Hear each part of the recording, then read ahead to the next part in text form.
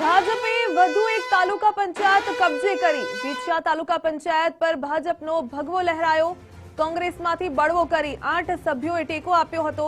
ભાજપના પ્રમુખ તરીકે નીતાબેન ગડાદરાની બિનહરીફ વરણી થઈ। ઉપપ્રમુખ તરીકે ભૂપતભાઈ રોજાસરાની વરણી થઈ। ગત ચૂંટણીમાં કોંગ્રેસની 14 અને ભાજપની 4 બેઠક પર જીત થઈ હતી। કોંગ્રેસ પ્રમુખ વિરુદ્ધ 1 ઓગસ્ટના રોજ અવિશ્વાસની દરખાસ્ત થઈ હતી। ચૂંટણી પંચે 17 ઓગસ્ટના રોજ જાહેરનામું પ્રસિદ્ધ કર્યું હતું।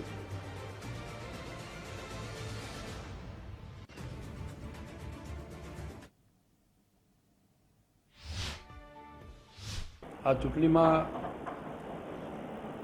નીતાબેન દેવરાજભાઈ ગઢાદરા જે બેન પ્રમુખ તરીકે જેમની વરણી થઈ છે અને ઉપપ્રમુખ તરીકે ભૂપતભાઈ રોજાસરા જેમની સર્વાનુમતિએ વરણી થઈ છે।